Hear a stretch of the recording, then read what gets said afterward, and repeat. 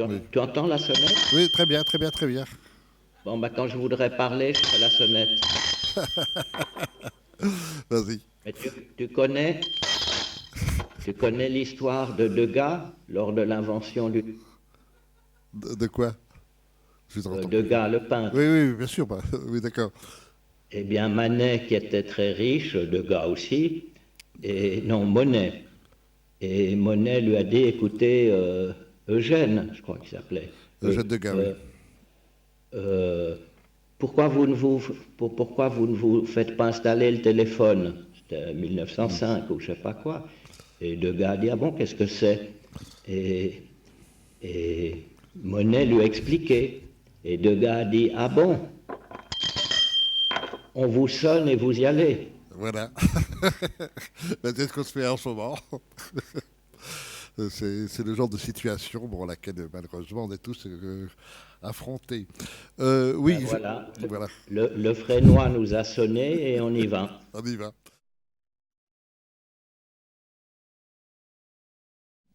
Est-ce que tu trouves que j'ai eu quand même, puisque c'est moi qui l'ai demandé, Vendès, est-ce que tu crois que j'ai eu raison de le proposer dans ce petit... Ah, c'est bien, oui, c'est bien de l'avoir montré de temps en temps et puis de voir, enfin, de l'avoir montré encore une fois et oui, puis de voir qu'est-ce qui peut, comme on dit, qu'est-ce qui tient le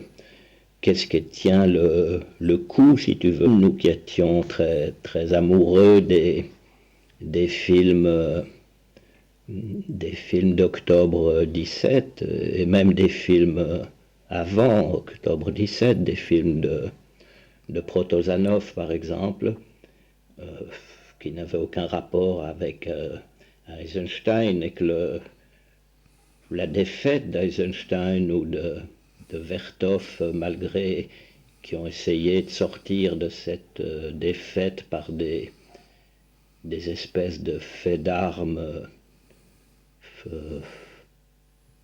très proches de la peinture, par la forme si tu veux, mais qu'ils ont été abîmés, ça, dans les critiques cinématographiques aujourd'hui, ça reste pareil, par la phraséologie et par la théorie qui en fait ne parlait pas vraiment de leur nouveauté, à mon avis, et la prise de pouvoir politique par Joseph Staline a aussi marqué très vite la fin de ce qu'il est convenu d'appeler le grand cinéma russe et qu'ils ont fait des films de scénario et non pas des films de mise en scène, que c'est revenu un petit peu à l'occasion de la Deuxième Guerre mondiale, où, où les films de guerre, certains, je pense à Zoya, au troisième coup de Savchenko, ou au dernier tournant de Hermler, qui est un film uniquement de paroles et qui en dit beaucoup. Du reste, Hermler, c'est le seul cinéaste soviétique qui ait fait un film appelé Le fascisme ordinaire, sur l'Allemagne qui n'est pas un film de scénario, si tu veux. Mhm. Et donc aujourd'hui, il y a quelque chose d'intéressant parce que mon point de vue, on dit toujours le communisme, et on dit le communisme, on devrait dire les communistes ou ceux qui s'appelaient euh, ou ceux qui s'intitulaient communistes. Et on dit il a, en 90, le communisme a disparu. Mais quand je vois 90% des jeunes gens qui portent des blue jeans, je me dis le communisme n'a pas disparu. C'est tout le monde pareil, de la même façon, d'une autre façon, mais c'est pareil, de même quand on dit le mur de Berlin s'est effondré en 3 jours, non, il a été construit en 3 4 jours, et puis il a mis 30 ans à disparaître. Voilà. Je me souviens même pas s'il est sorti. Tu l'as vu, toi, Bah, quand il était sorti? je l'avais vu à l'époque. Alors peut-être que je l'ai vu en privé, je ne sais plus. Alors là, non, il ne devait pas sorti, donc je l'avais vu en privé, c'est ça. Et moi, ça m'avait beaucoup frappé à l'époque, parce que c'est un film quand même très radical, où tu n'y vas pas de main morte sur la réflexion, à mon avis, sur le cinéma, mais en même temps aussi sur la politique. Ceci étant dit, si j'ai bonne mémoire, c'est un film que vous avez fait Et c'est un film qui a beaucoup été euh, fait par par, Gorin, beaucoup c'est plus ça, que par, par un groupe, c'est ça, par Gorin, oui. beaucoup Euh, plus que, beaucoup plus que par moi, si tu veux. Le Gorin, à l'époque, venait des cahiers marxistes-léninistes, si tu veux. mhm.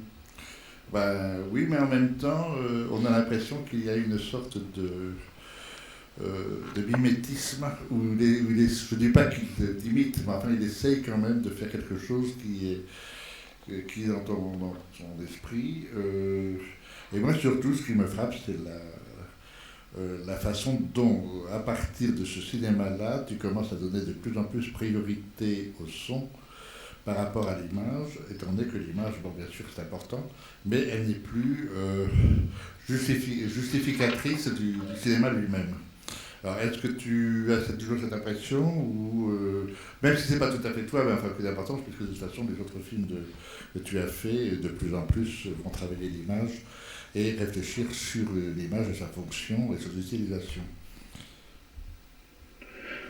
Écoute, là, j'ai pas fait tellement attention à ça en le revoyant sur mon petit écran de contrôle qui est pas terrible, mais souvent ça m'a fait, souvent ça m'a fait rire cette époque, ce tournage où il y avait même le député européen, le futur député européen Daniel Cohn-Bendit qui faisait partie. C'était le seul qui travaillait un peu au film. Les autres, ils mangeaient, ils couraient les filles. Et 3 ou 4 ans après, je les ai retrouvés propriétaires d'un garage ou d'un truc avec Enfin, l'argent qu'ils avaient touché. tu étais le premier à faire un cinéma pré-68, à partir de 66-67, avec la chinoise, avec le week-end. Et ce cinéma-là, moi j'ai l'impression, maintenant tu me diras si c'est vrai ou pas, celui-là ou d'autres de la même époque, ça t'a permis de faire c'est pour moi une des premières transitions que tu as faites à ce moment-là, c'est-à-dire celle-là qui est la politique, et ensuite un peu plus tard, on le verra peut-être demain matin, avec numéro 2, c'est-à-dire celle de la vidéo, pour repasser ensuite avec Sophie Polavi à une nouvelle aventure cinématographique qui, moi personnellement, me touche encore plus que la précédente. Oh non, non, pas du tout, mais je remarque il y a un moment, les attaques là contre les... C'était à l'époque de la querelle russe, chinois, chinois, si vous voulez, ce qui s'appelait ce qui a changé du reste, puisque ce n'est plus la même chose qui s'appelle comme ça, ce qu'on appelait le révisionnisme qui était là. Et tout à coup, j'ai pensé quand dans les attaques qu'il y a dans le film contre le délégué syndical, si tu veux, ouais, j'ai pensé que le langage ou la langue, en tout cas, du délégué syndical, c'était toujours actuel, mais que le délégué syndical aujourd'hui, le délégué syndical tel qu'il était critiqué dans ce film, qui était un délégué syndical ouvrier, aujourd'hui, ce sont les critiques de cinéma, parmi lesquels je ne te range pas, bien sûr, les critiques de cinéma qui sont, si j'ose dire, le délégué syndical du cinéma. Et ça, je crois que tu as raison. Et qui sont devenus, et là je suis toujours pour les fusiller, avec des mots en tout cas, puisque c'est des mots qu'ils emploient. Et il y a un terme du reste, je ne sais pas s'il est toujours utilisé aujourd'hui, mais je pense que oui, les ouvriers aujourd'hui, je pense encore aujourd'hui, quand ils parlent de leur tôle ou de leur prison, mais ils disent la boîte.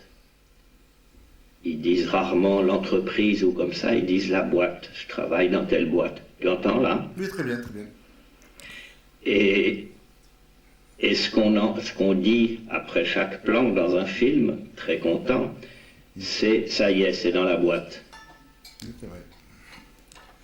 Donc ces rapprochements, je pense, ne sont pas innocents, ils sont toujours intéressants.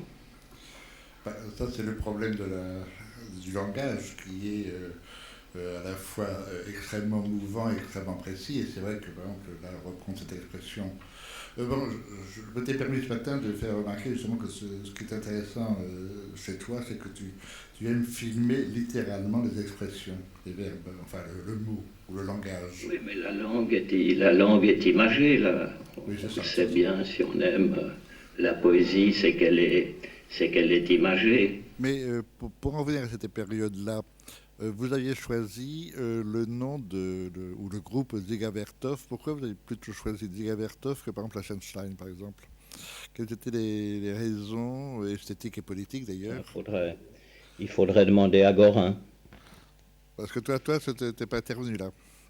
Je m'en souviens plus très bien. Et puis à l'époque, en 68, je m'en souviens très bien que personnellement, vu mon très grand manque, vu mon passé, mon éducation familiale et et le reste, je me suis senti très contesté par mai 68, si tu veux.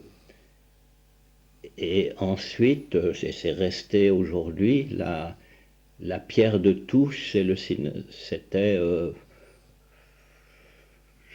le travail cinématographique. Et quand j'ai vu, et ça le film emporte la trace aussi, quand j'ai vu et entendu que d'un point de vue de cinéma, ce qui existe toujours aujourd'hui, euh, cette contestation, j'ai vu, si tu veux, que les gauchistes, ceux que je connaissais, n'étaient pas, n'étaient pas mieux que ceux qu'ils combattaient du point de vue cinéma. Et je me disais, mais pour le reste, puisqu'ils sont faux dans le cinéma, est-ce qu'ils sont justes aussi? Ce qui fait que je me suis plutôt, plutôt un peu isolé, si tu veux. Oui, mais bon, ça aussi c'est une chose que je trouve capitale chez toi, c'est que tu as commencé, je dirais, première période, c'était la critique au cahier du cinéma, bon, la critique. Bon. Et que ensuite, dès que tu as fait du cinéma, tu as continué la critique mais autrement. C'est-à-dire que tu as toujours travaillé sur une critique même de la mécanique et pas de la technique, de ce qui est le propre même, de la structure même du cinéma. Le montage, les images, les ruptures de l'image fixe, puisque le cinéma est enfin, donne un mouvement à de l'image fixe et par les croix de Malte. Euh, et j'ai toujours eu l'impression que cette espèce de recherche constante pour reprendre le truc de Bazin, qu'est-ce que le cinéma, ça a été une des grandes démarches de ton œuvre, avec l'évolution évidemment conséquente à cela. Est-ce que tu es d'accord, pas d'accord? Oui, oui, on peut dire ça, on peut dire ça comme ça. Mais, pour nous, je crois pour François Truffaut, Jacques Rivette et Romer aussi, qui s'appelait Scherer à l'époque. Non, Euh, plus à ce moment-là. hein? Plus à ce moment-là, il s'appelait déjà Romer à ce moment-là. Ah bon, ben Euh, encore alors avant, oui. avant jusqu'à de la critique ou parler des films entre nous, aller les voir, était faire du cinéma. Pour un spectateur moyen, aller voir un film, un film de Visconti ou un film de Spielberg ou un film ou les Trois Stooges, euh, ça n'est pas faire du cinéma. Ça n'a jamais été et ça ne l'est toujours pas aujourd'hui. Aujourd'hui, si je vais voir un film de Bruce Willis, c'est faire du cinéma, c'est toujours faire un film d'une certaine façon, ce qui fait qu'après, je peux dire j'ai fait du cinéma 15 ans avant Un bout de souffle. Si aujourd'hui on me demande depuis quand faites-vous du cinéma, je dirais depuis 1946-47.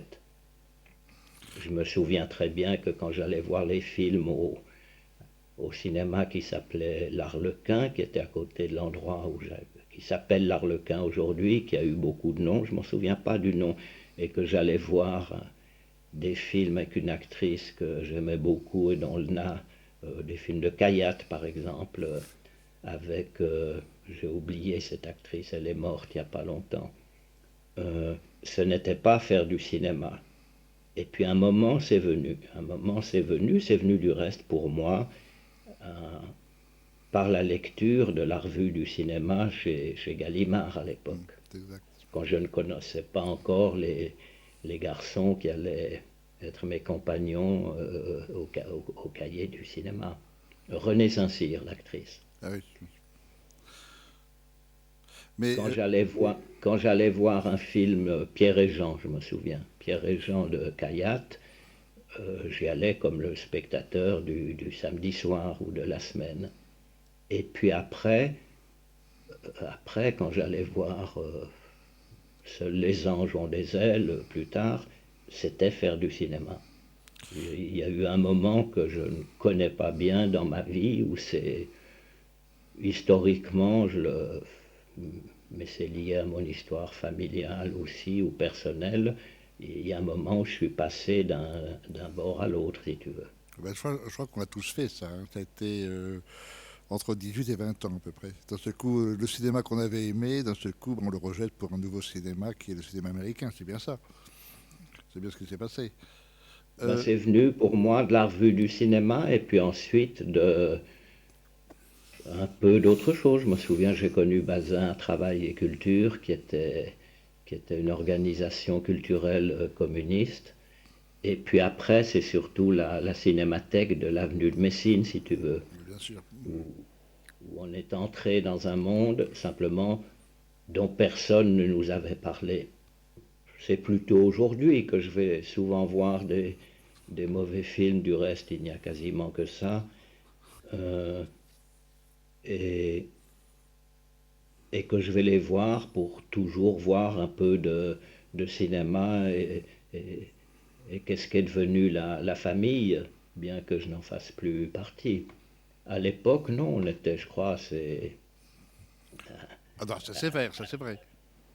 assez sévère. Et puis par rapport à d'autres de mes camarades des cahiers, j'ai gardé quelque chose que j'ai encore aujourd'hui et qui m'est venu de ma façon de voir de lire les livres, euh, de commencer au milieu, d'aller à la fin, de revenir au début et de lire même pas 10% du film. Et j'ai vu beaucoup de films comme ça, comme si 5 minutes me suffisaient, si tu veux. Contrairement par exemple à Rivette qui lui restait Tout le à film.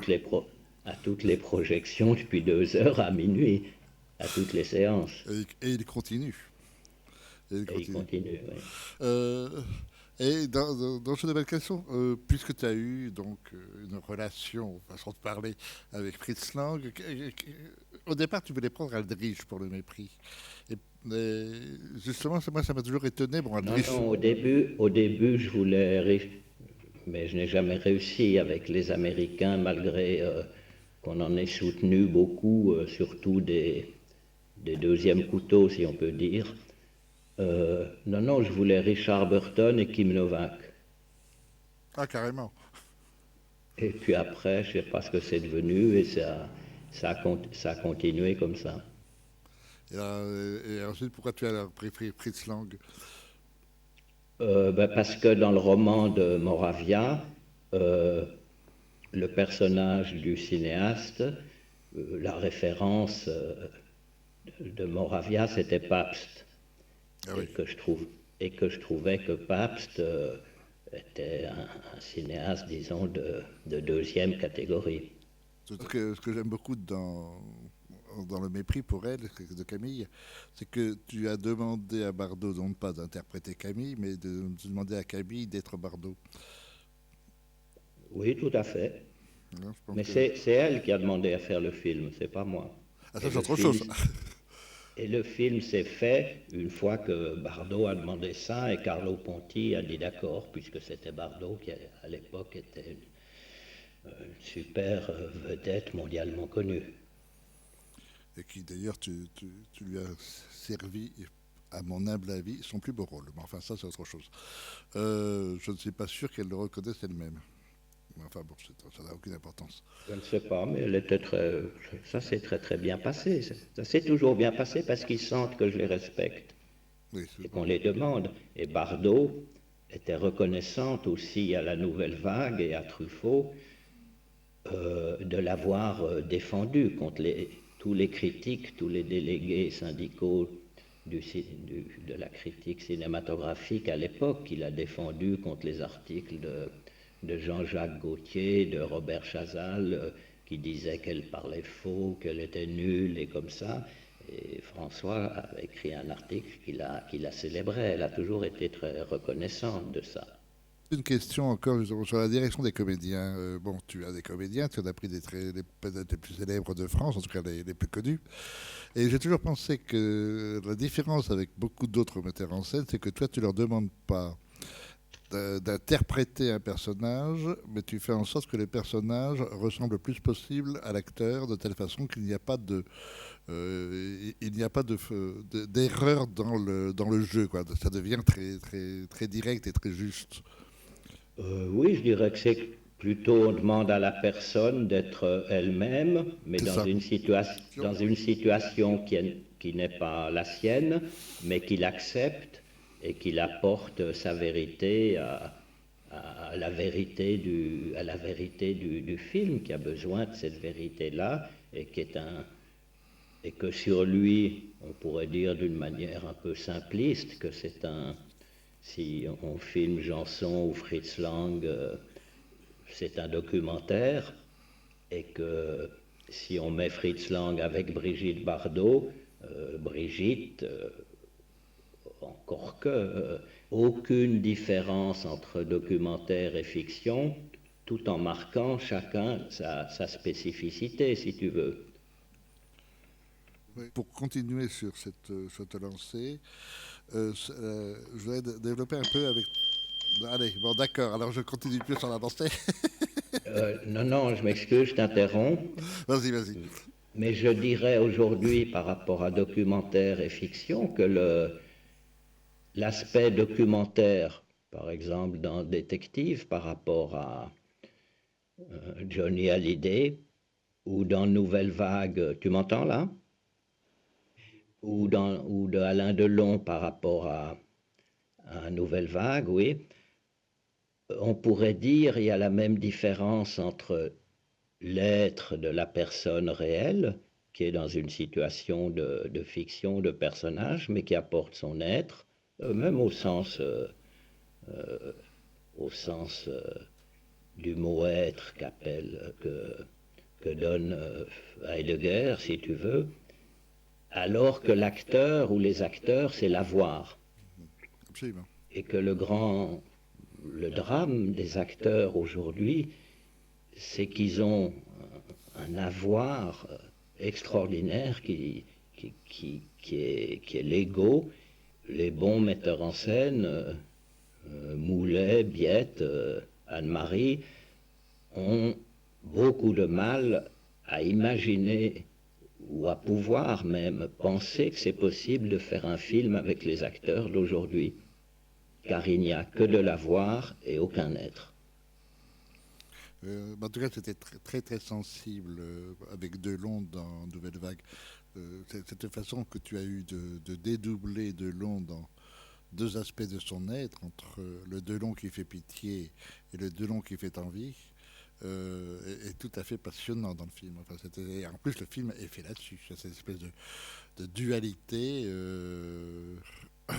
d'un même personnage et d'un même être, avec évidemment Oui. Mais je me souviens, ça c'est...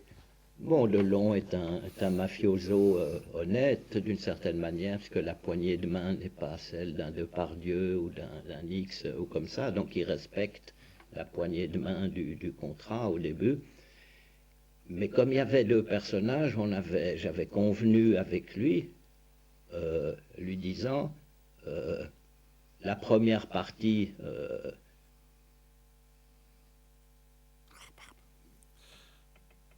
vous faites ce que vous voulez, effectivement, dans mon cadre, mais vous faites ce que vous voulez. Et pour moi, ça correspondait à quelque chose. S'il était mauvais dans la deuxième partie, je ne le critiquais pas. Je lui disais juste, vous n'êtes pas bon, mais ça m'est égal. Voilà, ceci dit, il est quand même pas mal. Hein. Il est pas mal, il est même très Il bien. est même très bien, oui. Je trouve que ça, là aussi, ça... Et tu remarqueras, si tu lis la filmographie de Delon faite par Delon, qu'il ne mentionne jamais Nouvelle Vague. Mais alors ça c'est un autre problème. Un autre aspect qui est intéressant, que je remarque souvent chez toi, c'est la façon dont tu as travaillé l'idée de superposition entre, bon, mettons, si on prend les bandes de le montage, bande musique, bande bruit, bande parole, bande image, et que tu as développé ça de plus en plus, par exemple dans l'histoire du cinéma, je trouve que cette superposition, tu le fais même au niveau de l'image. Maintenant, tu superposes aussi des images les unes par rapport aux autres, et que tu as créé ou inventé une dramaturgie qui est différente de celle des autres, c'est-à-dire une dramaturgie qui se joue aux différents niveaux et de la représentation, donc de la mécanique même du film, mais aussi aux différents niveaux de conscience qui est mis en place dans ton système cinématographique. Mais petit à petit, maintenant, je peux le théoriser d'une façon, aujourd'hui, d'une façon différente. C'est la différence entre la géométrie et l'algèbre. Je dirais que le scénario et le texte, c'est de l'algèbre, avec des chiffres et des lettres, et que la géométrie, c'est autre chose. Le monde arabe a décliné à partir, grosso modo, de Descartes, quand Descartes, qui était un grand mathématicien, comme Pascal, mais qu'il a dit qu'il était pour l'algèbre. Sa fameuse phrase « je pense, donc je suis », c'est de l'algèbre. Le donc c'est le signe égal. Et il y a un très bon livre que je te recommande, qui m'a fait réfléchir à ça, un livre d'un philosophe qui était une gloire de la philosophie française avant Heidegger, qui était juif, qui a eu des problèmes pendant l'occupation, mais qui était Léon Brunswick. Et donc ce petit livre de Léon Brunswick s'appelle Descartes et Pascal, lecteurs de Montaigne. Et il dit à un moment que Montaigne dit « je doute », Descartes dit « je sais », et Pascal dit « je crois ». Et pour moi, c'est une très bonne définition de ce qu'aurait pu être, ce qu'aurait dû être le cinématographe, c'est que tu as les trois images ensemble. Il y en a une qui dit « je sais », c'est le texte, c'est le scénario. Aujourd'hui, il n'y a que ça, c'est « je sais ». Je sais que je vais faire Taxi 3, je sais que je vais faire Collatéral, je sais que je vais faire... Et puis, il y a je crois, mais qui est presque tout seul aussi. Je crois que je vais faire ça. Et puis, il y a un troisième truc qui est je doute, et qui a les trois choses. Et je doute, c'est ce qu'on ne voit pas, qui est la réunion du je sais ou je crois. Il prend l'exemple des coniques, qui sont un des grands théorèmes de Pascal, qui a fini par l'hexagramme mystique. Mais que quand Pascal parle d'une coupe dans un cône, pour lui c'est de la géométrie. quand Descartes parle de la même chose, pour lui c'est de l'algèbre. Il n'a pas besoin, si j'ose dire, de voir un ciseau qui coupe un cornet glacé. Pascal, oui. Et je pense qu'aujourd'hui, la géométrie a disparu du cinéma. La géométrie, c'est pas là forcément l'espace ou l'étendue, mais qu'il y a quelque chose et que le je sais, et tout le monde sait tout aujourd'hui, à la fois sur lui-même et sur les autres, mais la géométrie a disparu. Et la géométrie, c'est d'une certaine façon la construction. D'une certaine manière, beaucoup de théorèmes qui ont été ensuite mis en géométrie, les Arabes, les Grecs avant, puis les Arabes faisaient des démonstrations géométriques. Ensuite, ça s'est lié, mais chacun n'a pas gardé ses prérogatives, si tu veux. Je pense que tu connais le fameux, qui est resté 300 ans non résolu, le théorème de Fermat. Et ce qui a toujours intrigué tous les mathématiciens, c'est que Fermat ne cherchait pas vraiment la démonstration, mais que par rapport à ce théorème que x plus y égale n, et que ce n'est pas valable si n est supérieur à 2, il met une petite note, comme quoi j'ai trouvé une démonstration très, très séduisante de ça, mais j'ai pas la place ou pas le temps de l'écrire. Et puis il a fallu 300 ans et des trucs. Mais je pense que Fermat avait une démonstration géométrique. Très simple. Très simple. Mais qu'on aime bien aujourd'hui les choses compliquées. Rivette le premier, puisque son grand mot d'ordre, c'est pourquoi faire simple quand on peut faire compliqué. Tu as dit toi-même que tu te considérais comme un chercheur scientifique, que tu aurais aimé être financé par le CNRS. Pour les gens qui ne le savent pas, le CNRS est le Centre national de recherche scientifique en France, et que tu te considérais comme tel, comme un chercheur, et non pas comme enfin, je dirais pas un artiste, mais si, d'une certaine façon, comme un artiste. Bref, est-ce que tu es toujours Oui, oui, tout à fait. Je me souviens que j'admirais, j'étais même jaloux de Jean Rouch à l'époque, puisque dans la critique que j'avais faite, enfin, ou l'analyse que j'avais faite de son film Moins Noir dans les cahiers, je crois que l'article s'appelait L'Afrique vous parle de la fin et des moyens, et je disais de Rouch que son titre social était chargé de recherche au musée de l'homme. Et je disais, mais quelle plus belle définition d'un cinéaste. Et dans la science d'aujourd'hui, enfin la science, j'ai toujours eu l'impression que, en dehors de la relativité, tu avais été très, très, très intéressé par les théories quantiques, etc. Est-ce que c'est exact ou pas? Oui, mais je ne connais pas, bien sûr, Je voulais faire Mathélème, à l'époque ça s'appelait Mathélème, après le bac, je croyais que j'étais fort en mathématiques, et dès que je suis entré dans une classe de Mathélème, j'ai vu que je n'y comprenais rien du tout. Donc j'entends des choses et j'essaye de penser à ce que j'entends qui dit. Souvent, ce que je reproche qu'ils utilisent l'algèbre ou des choses comme ça, mais ensuite ils écrivent en français, en anglais, en allemand, ils font du texte. Et quand ils font le texte, c'est beaucoup plus faible et ils n'arrivent pas à faire le texte qui correspond à leur vision. Et ça amène des catastrophes. C'est bien après, c'est 100 ans après, que encore aujourd'hui, les gens pensent, si tu penses que tu vas à Tokyo, tu y penses en ligne droite. Tu ne penses même pas que la Terre est ronde.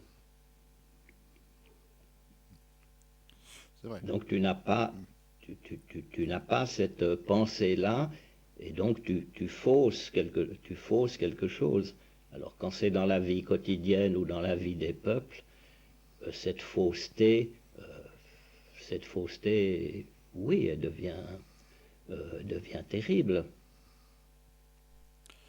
Mais, bon, glissons un tout petit peu, mais c'est quand même toujours les mêmes problèmes. Sur le temps, la conception du temps que tu as, c'est-à-dire que tu as un temps, je dirais, euh, enfin, quantitatif plus que qualitatif.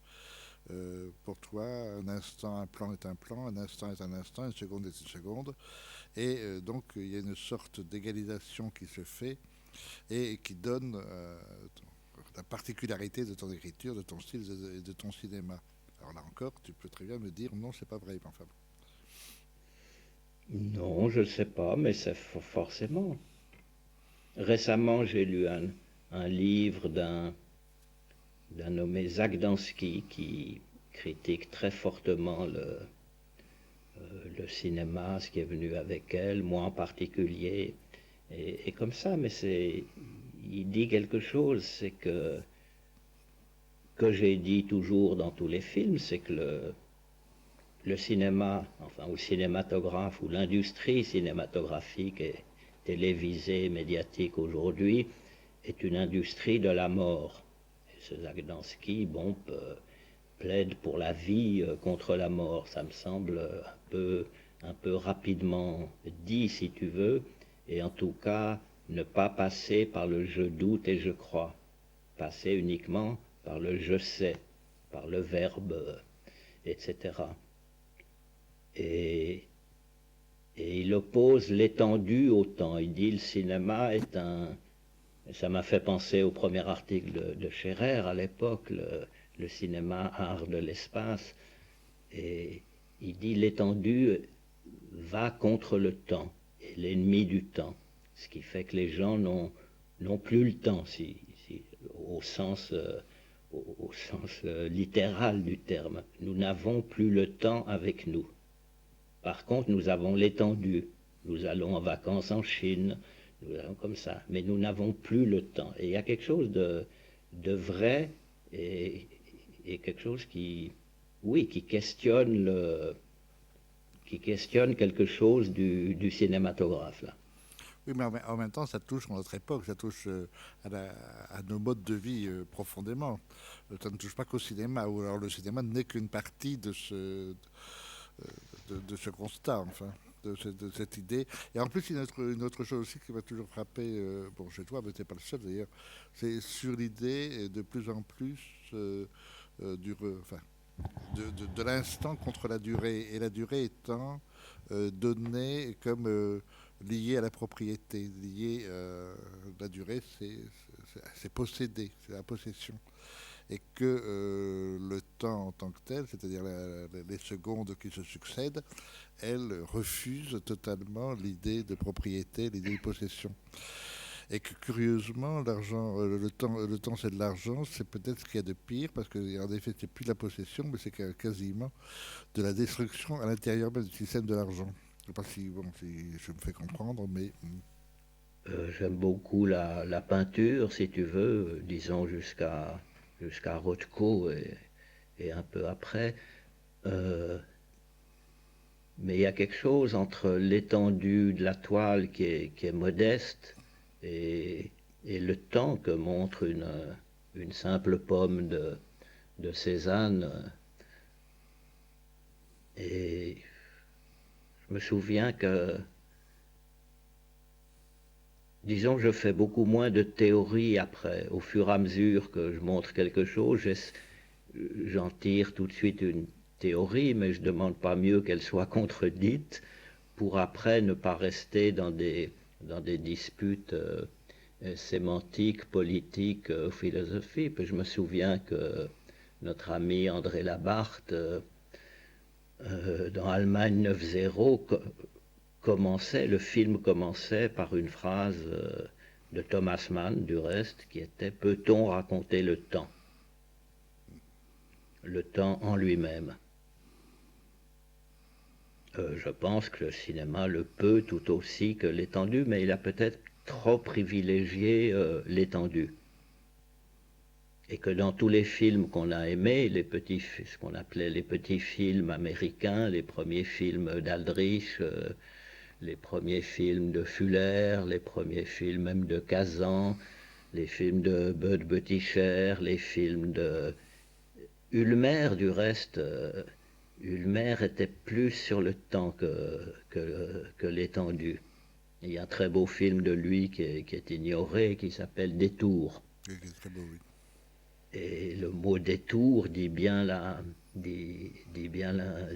chose. Mais je pense que tous ces petits films qu'on sentait comme des rebelles par rapport au travail soigné des grands studios, ces films négligeaient le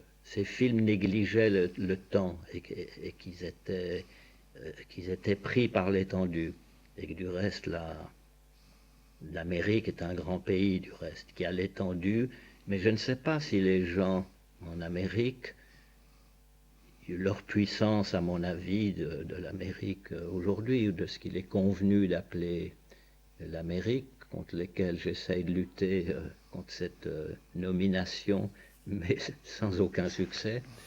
Et disons, c'est que quand ils sont à New York, ils peuvent penser Los Angeles sur une distance beaucoup plus grande que Paris-Marseille ou comme ça. Et que la dispute avec leurs forces sur le système soviétique, c'était que quand tu es à Moscou, tu ne peux pas penser Vladivostok. C'est beaucoup trop loin, c'est beaucoup trop grand, et c'est l'immensité. C'est leur force aussi. Mais que les Russes sont beaucoup plus dans le temps, et que ce qu'il est convenu d'appeler les Américains, eux, sont dans l'espace. D'où, et même comme ils ont conquis tout l'espace, même intérieur des gens, maintenant ils commencent à organiser des vacances dans ce qu'ils appellent du reste l'espace. Oui, c'est vrai. On devrait dire les satellites, ils sont dans l'espace. On dit qu'ils sont dans l'espace. On devrait dire ils sont dans le temps. Mais personne ne le sait, ou personne ne le dit. Et c'est ça une partie de la vérité. Mais il faut masquer ce temps. Et il faut dire qu'on est dans l'espace, alors qu'on n'y est pas, on est dans le temps. Est-ce que, justement, toujours sur le temps, est-ce que tu considères que c'est quand même euh, une des questions fondamentales pour un cinéaste? Est-ce que pour toi, ça a été une question fondamentale?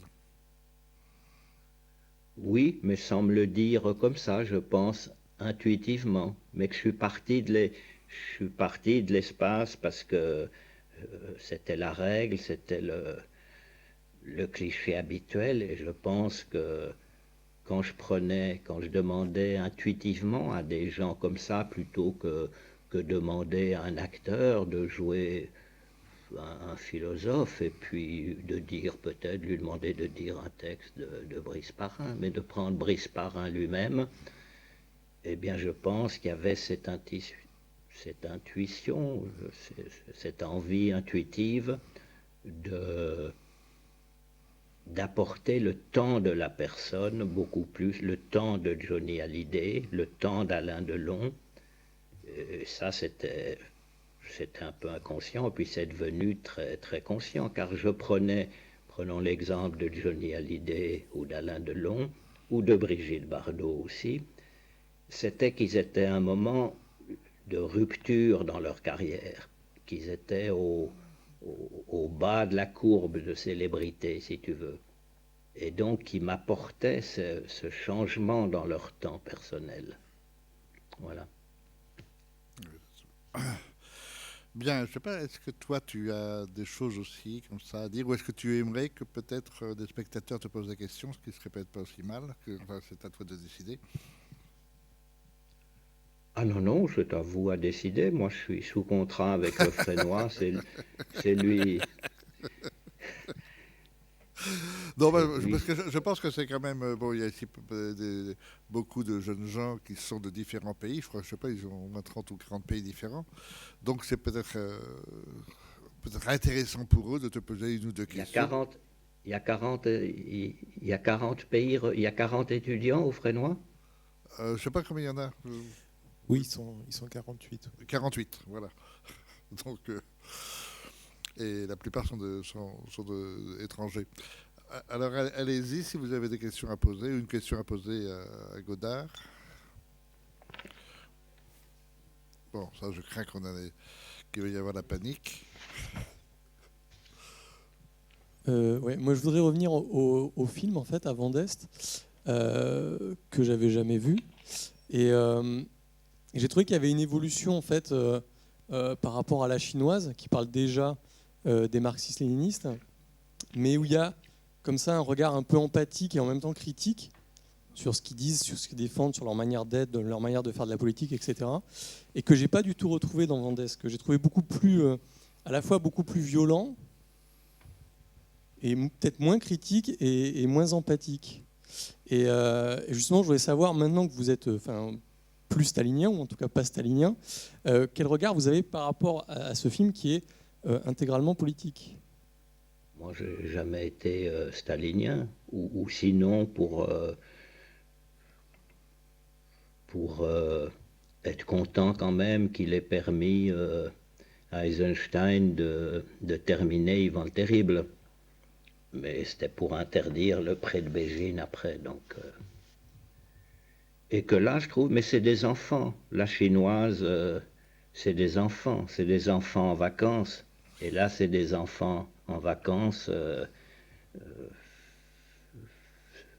oui, au bord de la mer, après 68, quand on le revoit, c'est plutôt un film drôle, bien qu'on en ait marre d'entendre tous ces slogans, mais c'était ceux de l'époque, et c'est drôle. Moi, c'est un film qui... plus que la chinoise aussi, qui me fait rire. C'était joyeux quand même. Il y avait beaucoup de... Voilà, c'est des enfants qui jouent à... J'ai fait un film comme ça après. C'est des enfants qui jouent à la politique. Ensuite, chacun est devenu d'une autre... est devenu, ce qu'il est devenu, j'en sais rien. Mais c'est un film où il y a encore des choses qui sont... qui me semblent assez... qui peuvent être discutées sérieusement aujourd'hui. Il est évident que quand on les voit préparer du matériel avec 3 ficelles et une pile Wonder, eh ben on pense aujourd'hui à Al-Qaïda, si tu veux. C'est vrai. Et c'était fait très, très innocemment, si vous voulez, sans vouloir en tirer des leçons. Mais j'ai l'impression qu'il y avait un aspect très ludique dans ce film. Oui, je suis d'accord. Vous avez dû vous amuser quand même, tout en étant très sérieux, voulant être très sérieux. Mais... En gros, ils s'amusaient tous, sauf moi, Gorin et un petit peu Cohn-Bendit, parce qu'on faisait le film. Eux, ils étaient en vacances. Bon, je ne vais pas revenir trop sur ce film, mais l'idée de mettre les personnages au départ en costume 1900, c'est une idée de qui, ça? Je pense que c'était de Gorin. C'était montrer la bourgeoisie, et ensuite qu'il faut s'attaquer à cette bourgeoisie-là. Enfin bon, je pense que ça devait être ça l'idée. Oui, c'était très, très typé, c'était très... Presque naïf, quoi, au fond. Naïf, et puis c'était l'époque un petit peu avant où était venu le Berliner Ensemble à Paris et qui avait beaucoup marqué les intellectuels, les gens de théâtre, les gens de cinéma. Et j'ai gardé chez Brecht le côté très épouvantablement sérieux et en même temps extrêmement, souvent détestable et extrêmement drôle quand même. Bon, j'ai tombé dans ce coup, je deviens peu à peu cousin d'Alzheimer. Alors dans ce coup, j'avais une phrase, elle a disparu entre-temps.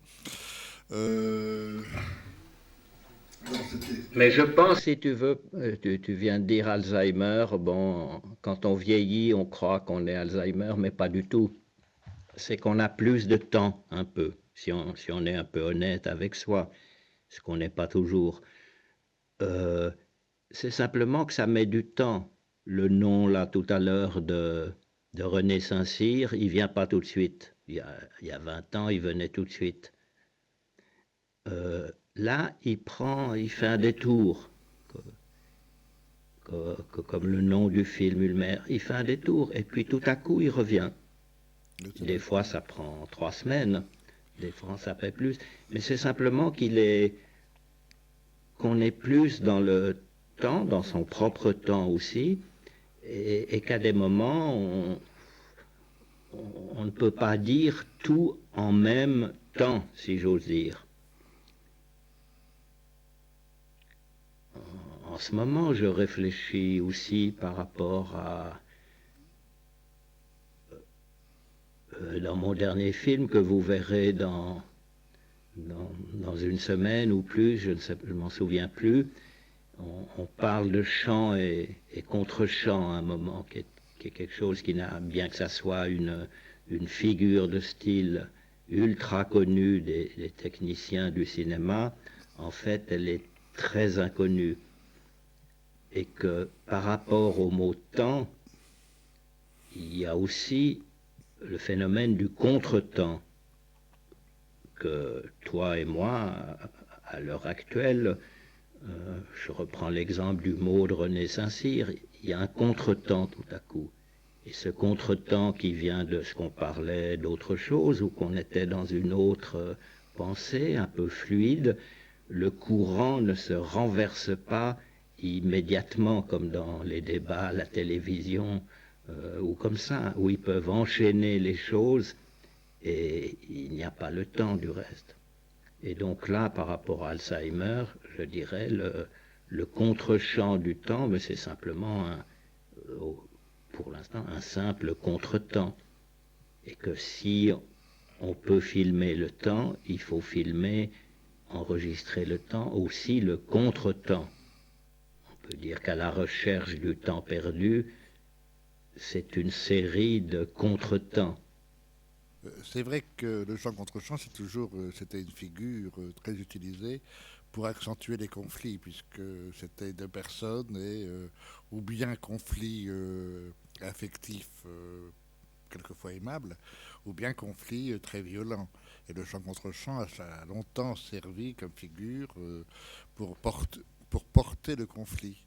Ce matin, justement, j'essayais de regarder dans Le Petit Soldat, puisqu'on a repassé la scène de la photo, je trouve être une scène tout à fait magnifique. Et tu as, a priori, ça s'appelle chant contre chant. Mais tel que c'est fait, c'est pas de chant contre chant. C'est pas du conflit, c'est simplement un passage de l'un à l'autre, mais ça ne se joue pas comme un conflit direct, ça se joue comme une superposition, alors encore comme une superposition de deux temps ou de deux chants qui sont à la fois ensemble et en même temps parfaitement séparés.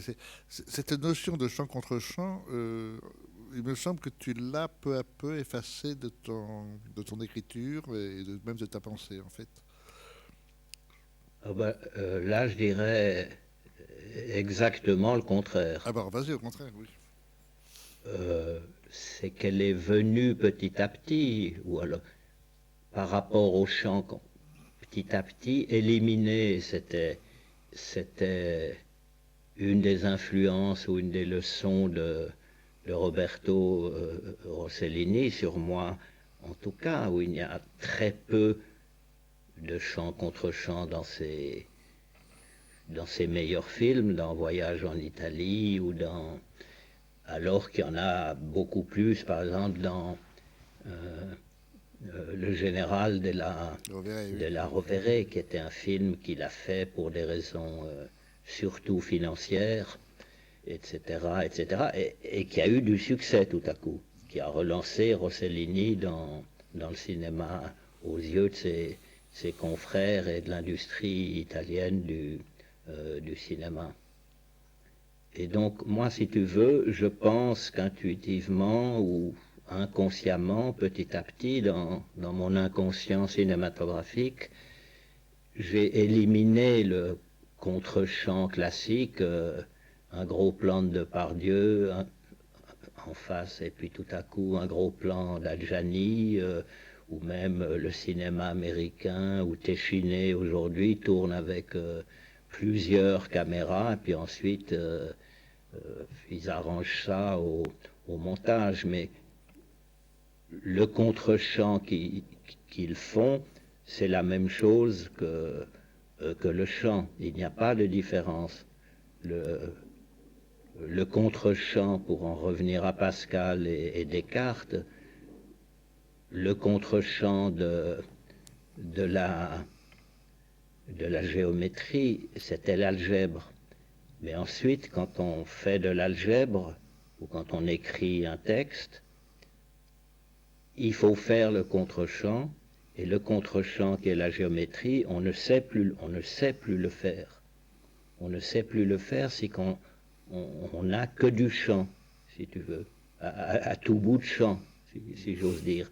Il n'y a même plus qu'en musique, où les mêmes termes écrits différemment, où il y a le chant et le contre-chant, ce qu'ils appellent le contrepoint, par exemple. C'est-à-dire qu'il n'y a plus de contradiction. Il y a ce qu'il y avait encore dans le cinéma américain, même moyen, une certaine contradiction qui venait de leur invention et de leur force, et puis qui a été légalisée, si j'ose dire, et qu'il n'y a plus de contre-champ. Ce que fait là le garçon ou la fille à la régie du Fresnoy en montrant un plan de moi, et puis là un plan d'un spectateur, et puis un plan d'ensemble, ça c'est le chant contre chant habituel, mais il n'y a que du chant, il n'y a que 3 chants. Le contre chant, essaye d'imaginer un film sur une simple conversation entre nous avec ses spectateurs, et qui raconterait pas la vérité de l'espace, qui n'a pas grand intérêt, ou qui est montré une fois pour toutes et que vous connaissez puisque vous y êtes, mais votre temps propre, de ta vie à toi, en train de parler de gagner ta vie, de ma vie à moi, en train de parler de gagner ma vie, de la vie de chacun des gens qu'on voit là. Il est évident que le film là, les images, il y a un peu quelque chose sur le son, mais les images n'ont aucune importance. Les gens du Fresnoy ont dit, même Dominique, ah mais on ne vous voit pas. Quelle importance puisqu'on entend, et que l'étendue n'a aucune importance. Et à cause des plans qu'on fait, ce qu'on se dit est beaucoup moins entendu, avec ses erreurs et ses choses intéressantes. Comme ça, on est très loin d'un film là, on est dans de la retransmission télévisée. Bien sûr, elle existe et comme ça, mais on pourrait, et c'est l'ambition qu'on a avec le travail que je cherche à faire avec Dominique, de faire, oui, de nous donner un peu plus de temps. Car là, le temps de chacun est complètement ignoré. Là, souvent, il y a des jeunes gens, comme j'en vois là, qui me disent... attends, qu'est-ce qu'ils me disent? Attends, je te laisse dire quelque chose, ça va revenir. Là, c'est le syndrome Renaissance-Cire. Non, moi je voulais te parler justement de ta prochaine œuvre, d'une certaine façon, qui va être Pompidou. Mais enfin, j'aimerais peut-être que tu continues, que tu peux retrouver ton fil. Oui, attends, je l'ai retrouvé. Je l'ai retrouvé, c'est Monsieur Godard, je voudrais faire du cinéma. Qu'est-ce que vous me conseillez? Depuis 20 ans, je leur dis chaque fois, écoutez, vous avez un avantage aujourd'hui, c'est qu'il y a des petites caméras bon marché. À l'époque où Maurice Scherrer tournait Bérénice, ou non, tournait même pas Bérénice d'Edgar Poe, mais tournait, car il l'a fait aussi, mais tournait la sonate à Kreutzer, d'après Tolstoï. Il le tournait muet. La sonate à Kreutzer muet. Pour lui, il était dans le cinéma muet, mais c'était aussi une obligation financière et sociale de l'époque, puisque les petites caméras dont vous disposez n'existaient pas. Même le 16 mm était cher. Une bobine en 16 mm était chère pour nos petits porte-monnaies à l'époque. Aujourd'hui, vous avez beaucoup de petites caméras. Les gens disent, les ministères de la Culture, les parlementaires de Strasbourg et de Bruxelles, etc., disent c'est merveilleux, tout le monde peut faire du cinéma. Mais si on te donne un crayon, personne ne dit tout le monde peut faire du dessin ou de la peinture. Encore faut-il être Rembrandt ou Matisse. C'est pas parce qu'un crayon coûte 2 sous que vous allez être un peintre ou un dessinateur génial. Pourquoi le dit-on d'une caméra? Et vous devriez réfléchir au fait que plus vous avez de caméras, qui ne coûtent pas cher, plus vous tournez de ce que vous appelez des images, vous en avez trop et vous n'en voyez aucune réellement. En fait, vous n'en avez pas besoin. Vous avez besoin d'autre chose. Alors parlons de vous affirmer de quelque chose. Alors parlons plutôt un peu de ça si vous en avez envie. Alors quand vous me demandez quel film dois-je faire, quel film faut-il faire? J'ai envie de cinéma, à votre avis, Monsieur Godard, quel film dois-je faire? Alors je leur dis simplement, prenez une de ces petites caméras. Si vous êtes un garçon, trouvez une fille. Si vous êtes une fille, trouvez un garçon. Et commencez même par vous-même, tout seul. Et comment devez-vous vous filmer pour parler de vous pendant une journée? Mais pas comme en parle la police. Je me suis levé ce matin, j'ai pris mon café, je suis allé là, j'ai rencontré Brigitte, ensuite je suis revenu, et puis je me suis couché. Ça, c'est la police qui fait des rapports, qui raconte la vie des individus comme ça. Filmez mais vous-même ce que vous avez été ou ce que vous vous souvenez un petit peu de ce que vous avez été. Essayez de le faire, vous verrez que ce n'est pas sur votre cassette, et bien ensuite, projetez votre cassette devant quelqu'un et essayez de lui demander de l'argent en échange de cette petite séance de projection.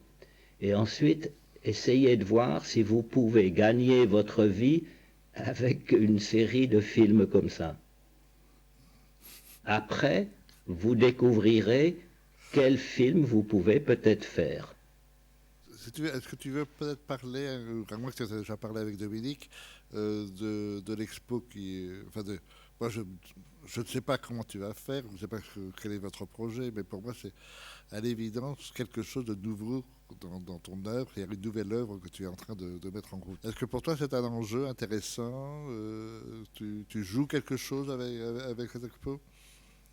Oui, ça l'est devenu, mais ça ne l'était pas au départ. Car Dominique et moi n'avons pas du tout les mêmes opinions sur rien et tout, mais je le respecte comme coproducteur, comme agitateur, et là on ne sait pas du tout, si je pense à mon dernier film, Notre musique, ou au film d'Anne-Marie, ou au film de Moulet, Dominique pense que si ces films étaient montrés non pas dans des salles d'art et d'essai où ils font une semaine ou deux, puis un petit peu en France, car ce ne sont pas des films de Guédéguian ou de X ou de Y, que s'il les passait dans une salle ou dans un aménagement en salle de cinéma, mais à Beaubourg, c'est-à-dire dans un musée, le mot musée simplement ferait que les gens accepteraient un peu mieux ces films. Je pense à un film de Vincent Gallo, par exemple, Brown Bunny, qui n'a eu aucun succès. S'il était exposé dans une salle installée un peu par Paini, je ne sais pas du tout comment, il pourrait durer 3 ou 4 semaines, ce qui est une durée normale pour ce genre de film. Tandis que s'il passe dans une salle d'art et d'essai, eh ben, il dure 3 jours ou 4 jours. Et en plus, il est éreinté. Le mot musée, si tu veux, amènerait quelque chose. Or, c'est quelque chose, moi, qui me choque. De mettre dans un musée une œuvre vivante. J'aime bien dans le musée que ça soit des œuvres mortes qui ressuscitent. Et que le public fait souvent un grand succès parce qu'il en a besoin. Il y a la queue pour voir des Cézanne ou des Delacroix ou comme ça. Mais par rapport à une œuvre vivante, la mettre déjà dans un musée qui est installé, qui est régi, qui est pensé, par rapport à moi, il y a quelque chose qui n'est pas clair. Eh ben, c'est précisément cette chose qui n'est pas claire qui m'a fait accepter, non seulement pour des raisons financières, mais aussi pour des raisons esthétiques, car on n'en est plus si la vérité artistique, on l'a pas un petit peu en nous, la raison financière ne suffit pas. Elle a suffi pour moi pendant un moment, mais dans la mesure où j'ai toujours eu ce côté contre-interrogatoire, contre-champ, contre-temps, contre-addiction, ce qui va contre l'addiction. Donc, par rapport à Pompidou, cette idée d'exposition, d'exposer un film, pas vraiment comme un tableau, mais de donner à un film le statut disons, de tableau et d'exposer le cinéma, si j'ose dire, alors que quand il est dans une salle, on n'expose pas le cinéma. Ou pour nous, les gens de la nouvelle vague, on le sentait déjà, qu'il y avait une certaine exposition d'une certaine vérité transmise par ce qu'on appelait le cinématographe. Mais que là, je me dis, eh ben peut-être il faut exposer l'œuvre cinématographique comme on expose d'autres œuvres. C'est-à-dire qu'elles sont à la fois mortes déjà, ce qui est pénible quand on se sent vivant de savoir qu'on est mort, mais en même temps de se dire, c'est peut-être une idée trop chrétienne et qui me gêne aussi, c'est qu'il y a quelque chose. Résurrection est un trop grand mot et trop catholique, mais en tout cas une révélation. Moi, ça me fait plaisir de te voir. On parle plus que quand tu viens à Rolles. Oui, c'est vrai, mais enfin. Mais j'étais content de te voir au travail. Et voilà. Et à très bientôt, j'espère. À très bientôt, j'espère. Voilà. Merci, hein, merci beaucoup.